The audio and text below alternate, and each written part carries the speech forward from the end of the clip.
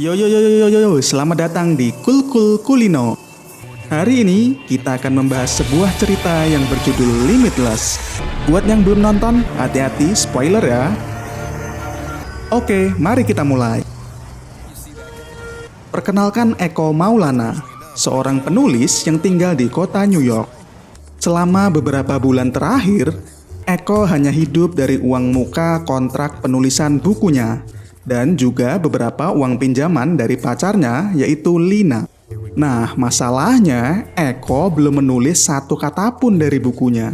Dia terus berjuang untuk menulis, tapi dia justru mengulang-ulang, menulis, menghapus, memulai dari awal lagi. Hari-harinya dihabiskan dengan minum di bar atau bermalas-malasan di sofa apartemennya yang sangat berantakan.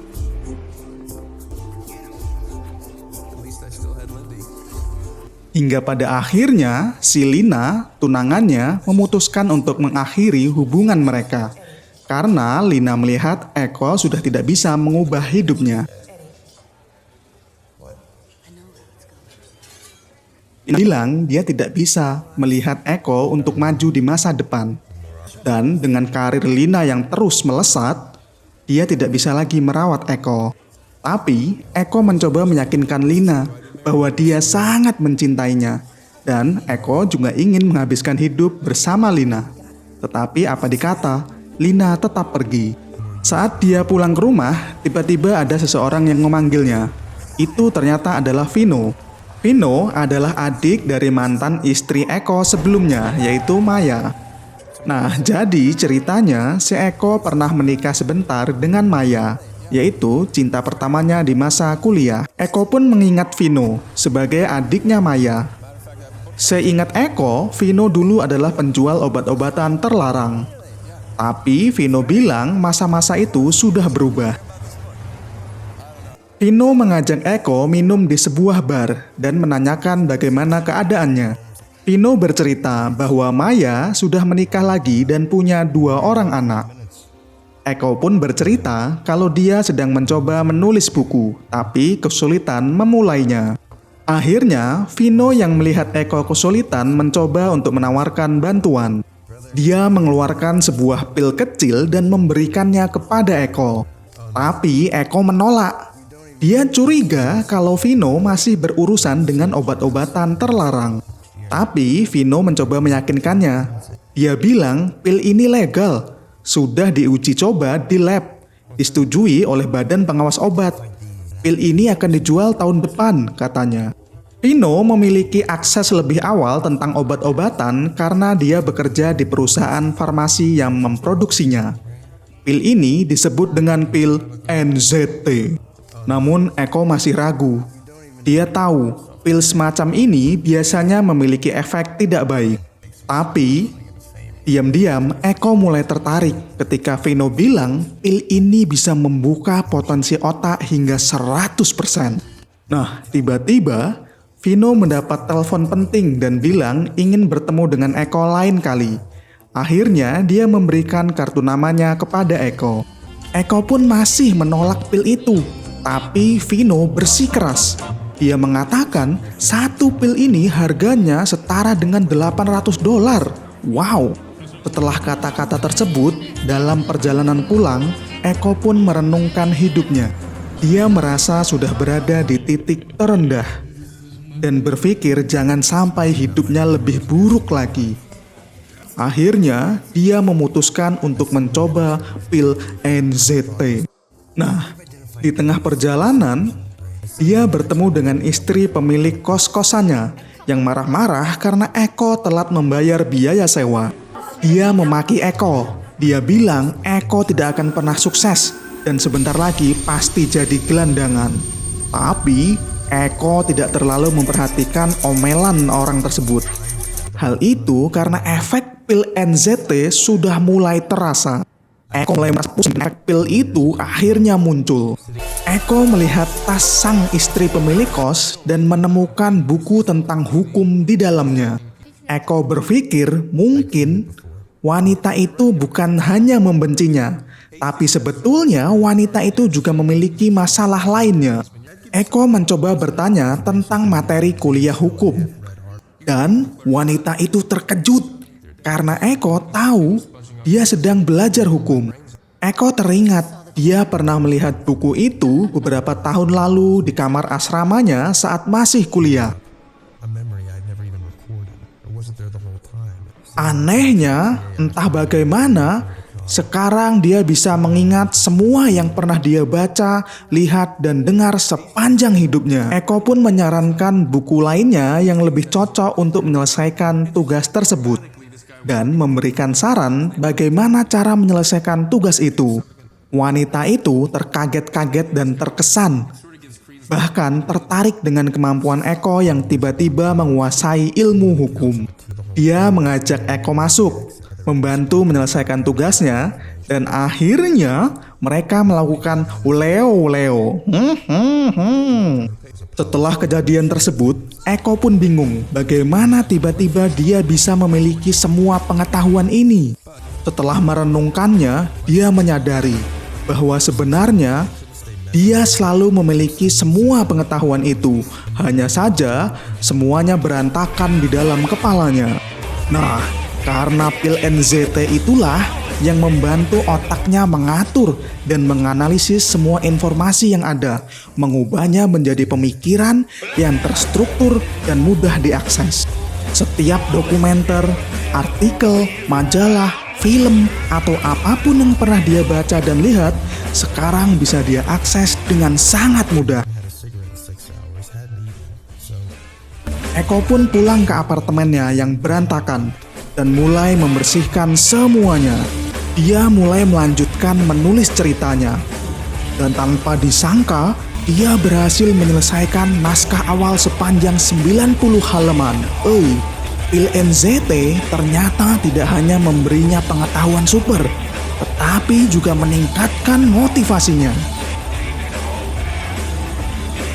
Namun, keesokan harinya, efek pil NZT sudah mulai hilang. Tapi, Eko tetap membawa naskahnya ke editor. Sang editor awalnya ragu, tapi dia tetap mencoba untuk membaca naskah tersebut. Setelah itu, Eko pun pulang ke rumah. Dia mendapatkan pesan dari sang editor yang ternyata sangat menyukai dan memuji karyanya. Eko pun sangat senang. Dia memutuskan untuk mencari lebih banyak pil NZT. Akhirnya, dia pergi ke apartemen Vino. Nah, begitu sampai di apartemen, Vino langsung tahu apa yang Eko inginkan. Ketagihan kan lu? Di saat itu, Eko melihat Vino memiliki lebam dan luka di wajahnya. Tapi, Vino mencoba menghindari pertanyaan Eko. Setelah ditanya lebih lanjut oleh Eko, akhirnya Vino pun jujur mengakui bahwa dia berbohong tentang pil NZT yang telah legal dan disetujui oleh Badan POM. Tapi Eko yang sudah kepalang ketagihan tetap menginginkan pil NZT lebih banyak lagi. Namun sebelum itu, Vino meminta Eko untuk melakukan beberapa tugas. Dan Eko langsung menyetujuinya tanpa pikir panjang. Dia akan melakukan apapun agar bisa diberikan pil NZT. Nah, setelah melakukan tugasnya, Eko kembali ke apartemen Vino. Betapa terkejutnya Eko yang melihat pintu terbuka paksa. Apartemen Vino sudah berantakan. Dan Vino tergeletak di sofa dengan luka tembak di kepala. Eko segera menelpon polisi. Tapi dia segera sadar, dia harus mencari stok pil NZT sebelum polisi datang. Nah, dia menemukan sekotak pil NZT. Juga dilengkapi dengan daftar klien milik Vino dan juga sejumlah uang tunai. Di kantor polisi, Eko diwawancarai dan mendapat telepon dari Maya, sang mantan istrinya. Polisi mengatakan mereka masih akan tetap melakukan penyelidikan dan akan tetap menghubungi Eko. Sampai di rumah, Eko meminum pil NZT lagi. Dan lagi-lagi ide-idenya mulai mengalir dengan deras.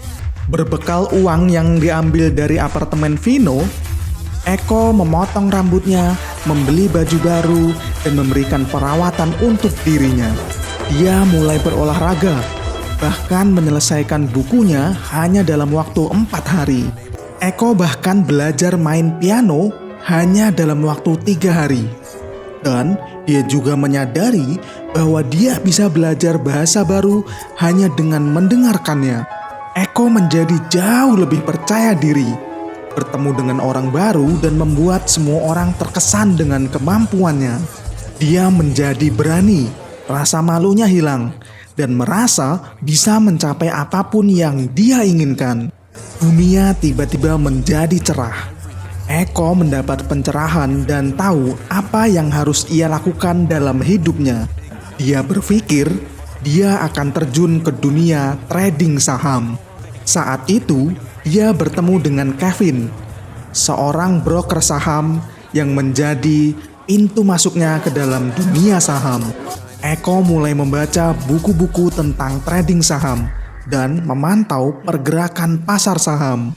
Dengan berbekal pil NZT, dia berhasil mengembangkan uang Vino yang tersisa dari $800 menjadi $2.000 dalam sehari. Bukan hanya itu saja, keesokan harinya uangnya bertambah menjadi $7.500. Eko merasa dia butuh modal lebih besar. Akhirnya, dia memutuskan untuk meminjam dari rentenir bernama Guntur. Guntur pun setuju memberikan pinjaman kepada Eko, tapi dia memperingatkan bahwa harus membayar tepat waktu atau konsekuensinya akan sangat buruk. Eko yang sudah sangat yakin akhirnya menerima resiko itu. Dia yakin dia bisa membayar Guntur dalam waktu singkat. Keesokan harinya, Eko pergi lagi ke kantor broker milik Kevin dan dia mulai bermain trading saham. Dan luar biasanya, dalam 2 minggu, Eko berhasil meningkatkan nilai akunnya menjadi lebih dari $2 juta. Kabar tersebut menyebar begitu cepat, dan Kevin menelpon Eko. Dia mengatakan bahwa ada seorang taipan kaya raya dari Wall Street yang ingin bertemu dengannya. Malam itu, Eko memiliki waktu untuk makan malam bersama dengan Lina. Dia menceritakan semua kejadian-kejadian luar biasa yang telah dia alami. Melihat Eko yang telah berubah, Lina bangga padanya dan pelan-pelan jatuh cinta kembali kepada Eko. Eko bilang dia tersadar dan memutuskan untuk memperbaiki hidupnya. Nah, setelah makan malam, akhirnya mereka pergi ke tempat Lina dan melakukan uleo-uleo. Wow. Beberapa hari berikutnya, mereka setuju untuk balikan lagi. Lina mengatakan bahwa dia ingin kembali untuk menjalin cinta bersama Eko. Nah, saat mereka sedang membicarakan tentang hubungan mereka, Eko melihat seorang pria yang mengawasinya dari kejauhan. Malam itu, Eko merasa was-was. Dia mencoba melihat keluar jendela, mencari apakah masih ada sosok pria yang mengawasinya. Tapi dia tidak melihat apa-apa. Lina pun memanggil Eko untuk berbaring kembali di tempat tidur. Tapi tiba-tiba Eko tersadar dan ingatannya tiba-tiba hilang. Dia tidak tahu mengapa dia ada di sana. Lina melihatnya dan mengajak Eko untuk makan, tapi Eko masih bingung. Keesokan harinya, Kevin menemani Eko untuk bertemu dengan taipan kaya raya tersebut. Kevin merasa sedikit gugup, tapi Eko meyakinkannya bahwa pertemuan ini akan berakhir dengan sukses. Kita sebut taipan kaya raya ini dengan Carlos, seorang pemain saham terkenal, dan akhirnya mereka memulai melakukan pembicaraan. Awalnya, rekan Carlos curiga dengan Eko. Dia penasaran bagaimana Eko bisa mendapatkan untung begitu cepat. Tapi Eko berhasil meyakinkan mereka dan membuat Carlos terkesan. Dalam perjalanan pulang, Carlos memberikan Eko setumpuk dokumen tentang perusahaannya dan meminta Eko untuk menganalisis pola saham serta memberikan saran dan masukan. Dalam waktu singkat, Eko melihat dokumen itu dan menyadari bahwa Carlos berencana melakukan merger besar dengan perusahaan saingannya. Carlos semakin terkesan karena sebelumnya tidak ada orang yang bisa memahami bahwa dia akan melakukan merger dengan pesaingnya. Carlos memberi Eko kesempatan untuk menyusun ulang kesepakatan antara perusahaan miliknya dan memintanya untuk bertemu lagi besok. Eko menerima tantangan itu dan turun dari mobil Carlos.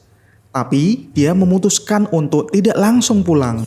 Dia memilih untuk berjalan-jalan kaki, mencoba menyerap sebanyak mungkin informasi. Namun tiba-tiba, dia mulai kehilangan ingatan lagi. Dia tidak ingat bagaimana dia bisa ada di sana. Dia masuk ke beberapa klub-klub, bertemu dengan perempuan-perempuan cantik, dan akhirnya berada di kamar hotel dengan seorang model. Dan akhirnya mereka melakukan uleo-leo. Namun tanpa Eko sadari, pria yang mengawasinya sebelumnya masih mengikutinya. Setelah melakukan uleo-leo dan meninggalkan hotel, Eko naik kereta bawah tanah dan bertemu dengan sekelompok preman yang akhirnya mereka pun berkelahi. Luar biasanya, efek dari pil NZT membantu Eko mengingat setiap video bela diri, adegan film aksi, dan juga film-film pertarungan yang pernah dia tonton. Dan dia berhasil mengalahkan para preman itu sendirian. Namun keanehan itu mulai terulang kembali. Dia berlari dan tiba-tiba tersadar berada di atas jembatan. Dia tidak ingat apa yang terjadi dalam 18 jam terakhir. Setelah itu, dia pulang dan tidur. Tapi, dia terbangun oleh alarm yang mengingatkannya tentang pertemuannya dengan Carlos.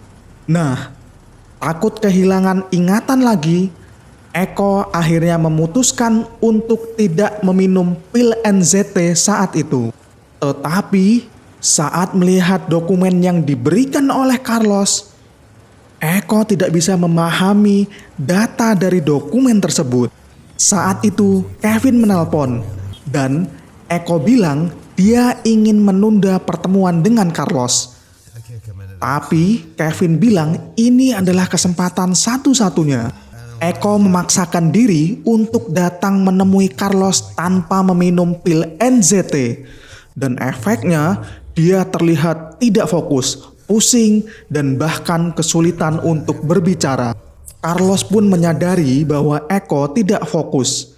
Dia mencoba menanyakan tentang pesaing bisnisnya yang bernama Hendra. Carlos bilang Hendra dulunya bukan siapa-siapa.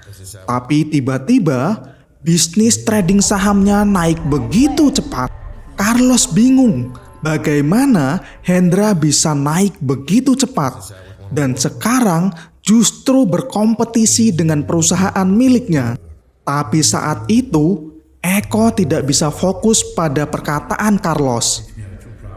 Matanya tertuju pada televisi yang menayangkan bahwa ada seorang wanita cantik yang ditemukan meninggal di hotel. Dan ternyata wanita itu adalah wanita yang semalam bersamanya. Eko yang melihat hal tersebut kehilangan fokus dan akhirnya meminta izin untuk keluar dari meeting tersebut. Dia pergi dan mulai muntah-muntah. Perutnya mual, memikirkan mengapa wanita tersebut bisa mati terbunuh. Dan apakah dia terlibat akan kejadian itu? Dia pulang dan mendapat telepon dari Maya, mantan istrinya, yang menanyakan tentang kematian Vino, sang adik. Eko yang kebingungan meminta untuk bertemu dengan Maya, dan Maya pun menyetujuinya.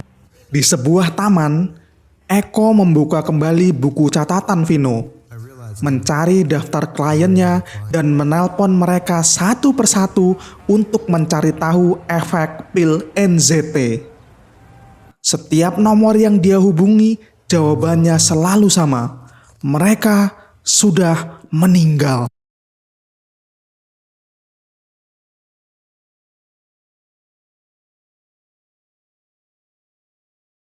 Dan akhirnya mereka semua meninggal. Setelah itu, Eko mencoba menelpon nomor lainnya lagi. Dan tiba-tiba telepon seseorang yang ada di belakang Eko berbunyi. Pria itu mengangkat telepon Eko. Dan Eko bisa mendengar suaranya dari telepon yang dia pegang. Eko langsung menyadari bahwa pria itu adalah orang yang telah memata-matainya selama ini. Dia adalah orang yang mengikuti Eko dan sang model ke hotel. Menyadari hal tersebut, Eko langsung berlari dan pria itu pun mengejarnya. Eko berlari sangat cepat melewati hiruk-pikuk jalanan, menghindari lalu lintas yang sangat ramai. Dan akhirnya dia berhasil naik taksi dan pergi ke tempat pertemuannya dengan Maya. Maya mengatakan kematian Vino tidaklah mengejutkan. Dia juga tahu tentang pil NZT karena pernah mencobanya. Tapi Maya memutuskan untuk berhenti. Dia menyadari bahwa menggunakan otak pada kapasitas tertinggi terus-menerus dapat menyebabkan kelelahan mental dan juga burnout. Maya yang takut akhirnya memutuskan berhenti untuk meminum pil NZT.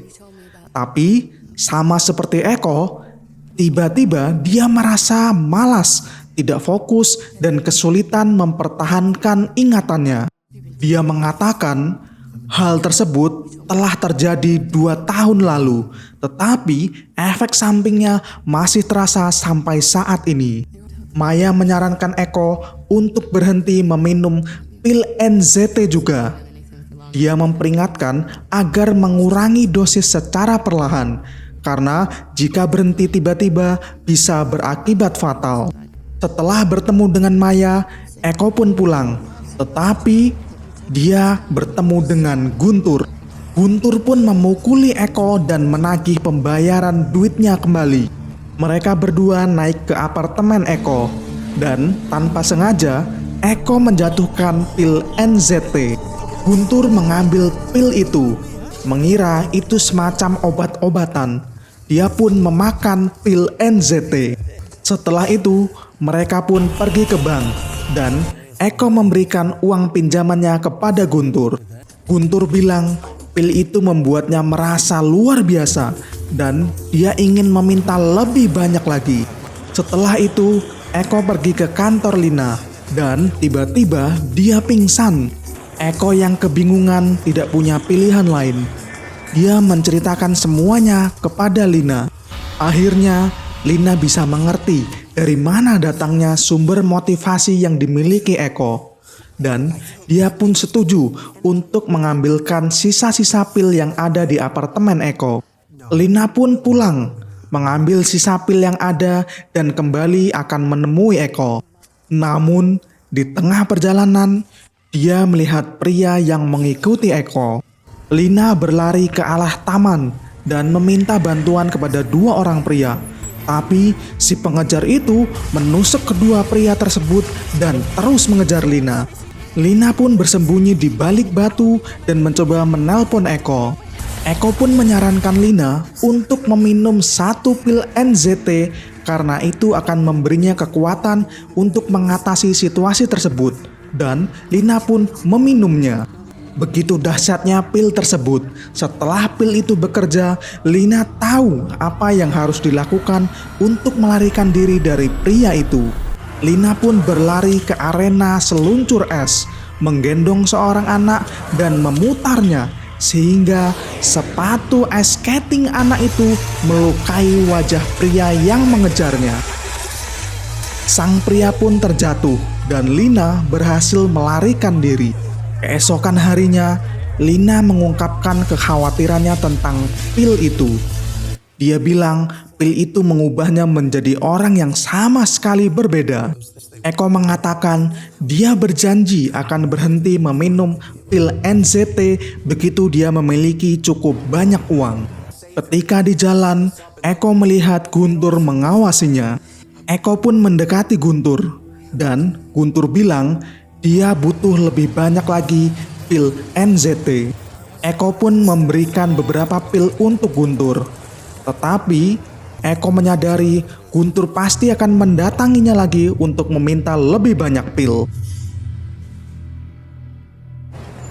Eko pun menyewa 2 orang bodyguard. Dia pikir dia butuh perlindungan setiap saat. Setelah itu, dia bertemu lagi dengan Carlos dan meminta maaf atas perilaku sebelumnya. Dia bilang dia sedang sakit. Awalnya, Carlos tidak begitu senang dengan permintaan maaf Eko. Tapi, dia bilang dia telah melihat proyeksi keuangan yang telah Eko kirim dan dia kembali terkesan dengan pemikiran Eko. Sejak saat itu, tak lama berselang, Eko akhirnya akan memediasi merger terbesar dalam sejarah korporasi antara perusahaan milik Carlos dan juga perusahaan milik Hendra. Eko menyadari bahwa jika dia tidur cukup, menjaga dehidrasi, sering minum air, makan teratur, tidak minum alkohol, dan menjaga dosis pil NZT selalu stabil, maka dia tidak kehilangan ingatannya. Dia pun membuat pakaian khusus yang memiliki banyak kantong rahasia untuk menyimpan pil NZT-nya. Eko juga menemui seorang ahli kimia. Dia memintanya untuk membuat rekayasa pil NZT. Eko berharap sang ahli kimia bisa membuat lebih banyak pil NZT lagi. Nah, ketika sedang makan siang, dia melihat seorang detektif yang pernah mewawancarainya saat kematian Vino. Sang detektif memberitahu Eko bahwa dia saat ini menjadi tersangka dalam kematian model cantik karena ada saksi mata yang melihatnya di TKP. Untuk mengatasi hal tersebut, Eko pun menyewa Maman Budiman, salah satu pengacara terbaik dan paling kejam di New York. Maman yang memang sangat jago berhasil membuat Eko terbebas sementara dengan alasan bukti yang dimiliki polisi terlalu lemah. Pada saat selanjutnya, Carlos dan Eko bertemu lagi dengan Hendra. Dan mereka melihat kondisi kesehatan Hendra semakin memburuk. Eko menyadari ada yang aneh. Bahkan usia Hendra belum mencapai 60 tahun. Eko kembali ke kamar hotelnya dan menyadari bahwa seseorang telah membobol masuk. Dia pikir itu pasti orang-orang yang mencari pil NZT. Saat ini, keamanan menjadi prioritas utama. Jadi, dia memutuskan untuk membeli apartemen mewah dengan sistem keamanan terbaik. Nah, beberapa waktu kemudian, Eko bertemu dengan Guntur lagi. Namun saat ini, Guntur telah dikelilingi oleh banyak preman. Eko menyadari Guntur juga pasti mengkonsumsi pil NZT. Guntur meminta 20 pil lagi dan memeras Eko dengan mengancam akan menyebarkan tentang kematian sang model. Keesokan harinya, penandatanganan kontrak dengan Hendra telah dijadwalkan. Tapi Carlos khawatir karena Hendra datang terlambat. Di saat tersebut, istri Hendra pun datang. Dia memberitahu mereka bahwa suaminya mengalami sakit dan pusing dan sekarang dirawat di rumah sakit. Sang istri mengatakan bahwa mereka masih ingin melanjutkan kontrak begitu keadaan Hendra sudah mulai membaik. Namun, saat mengantarnya keluar, Eko melihat supirnya adalah seorang pria yang telah memata-matainya selama ini. Setelah itu, Eko bertemu dengan Maman di kantor polisi untuk melakukan pemeriksaan lebih lanjut. Eko melepas jaketnya dan memberikannya kepada Maman.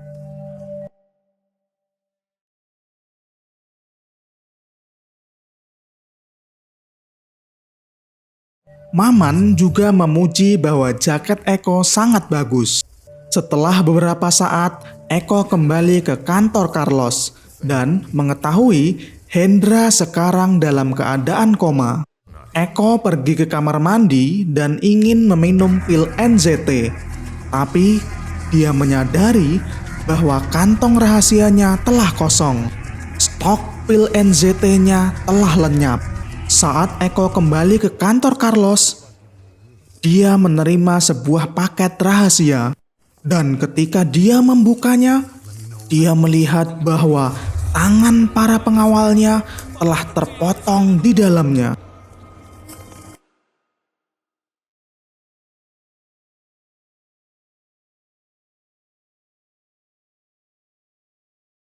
Dia melihat berita tentang kondisi Hendra dan menyadari bahwa Maman juga adalah sang pengacara dari Hendra. Eko akhirnya mengerti segalanya dan dia pun tertawa-tawa. Kayaknya si Hendra pemakai NZT juga nih. Tapi tiba-tiba dia mendengar suara bising di pintu dan dia melihat dari kamera CCTV bahwa Guntur dan para premannya telah datang membawa gerinda untuk membobol masuk ke dalam apartemennya.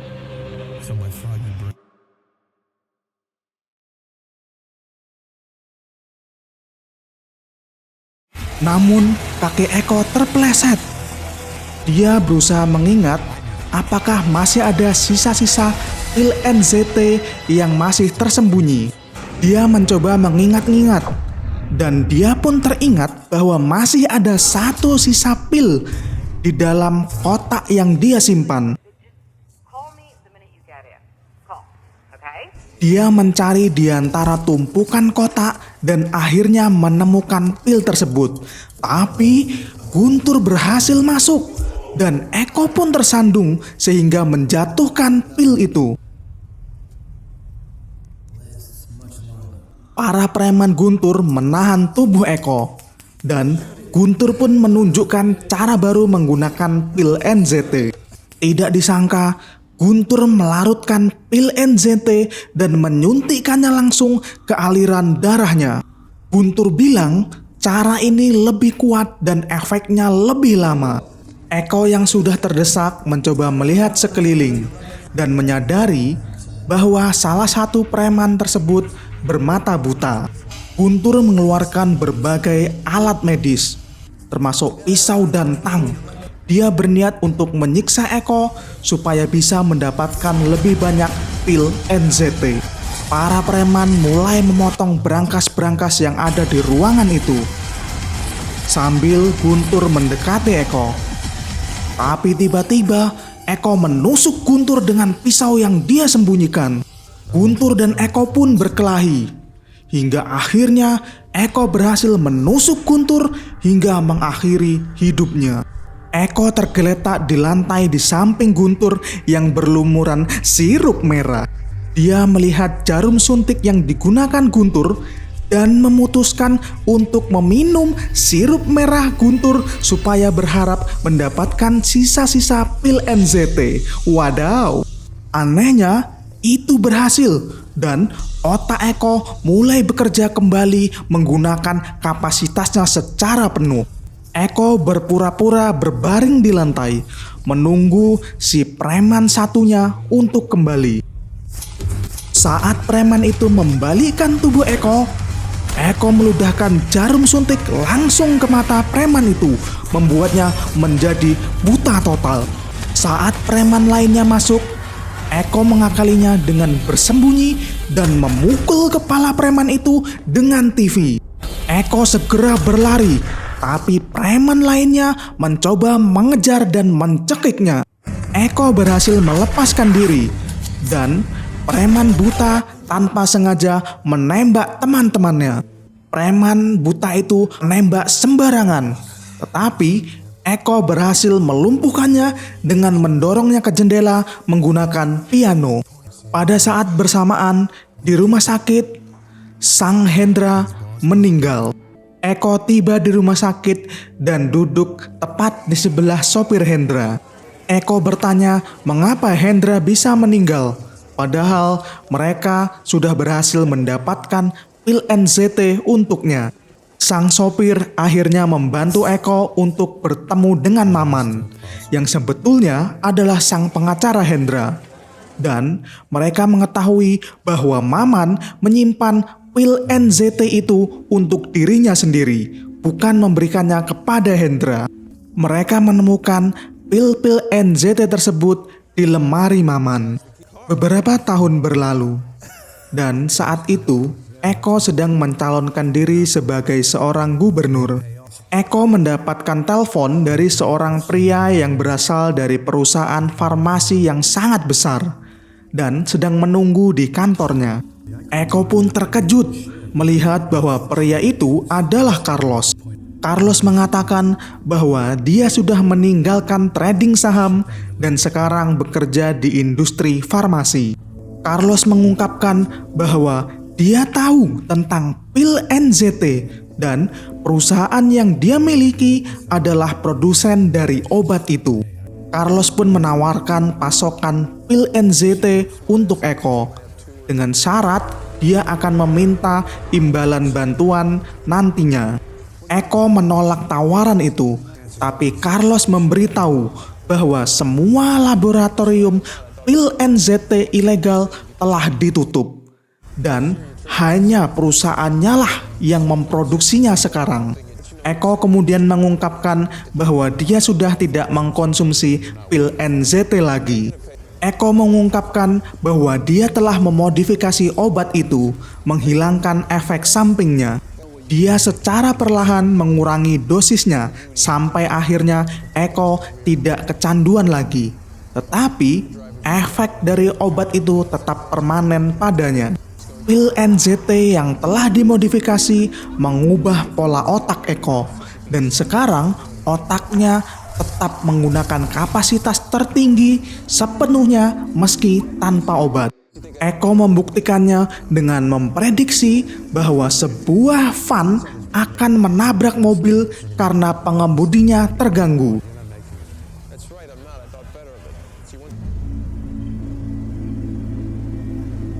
Saat itu, Carlos melihat keluar dan ternyata hal itu benar-benar terjadi.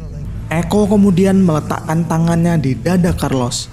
Dia mengatakan bahwa dia mendeteksi ada masalah serius dengan jantung Carlos. Carlos memperingatkan Eko bahwa dia akan menjadi musuh yang kejam. Tapi Eko tidak takut. Dia bilang dia akan selalu lebih maju daripada Carlos. Akhirnya, Eko pun tetap bisa merasakan dampak dahsyat dari pil NZT tanpa perlu merasakan efek negatifnya dan menjalani kehidupannya dengan sangat luar biasa. Otakmu adalah senjata yang paling kuat. Yang kamu butuhkan hanyalah amunisi yang tepat. Maka dari itu, isilah otakmu dengan amunisi makanan bergizi gratis. 4 sehat, 5 sempurna. Wow. Subscribe, like, dan salam limitless. Tak terbatas menjadi manusia.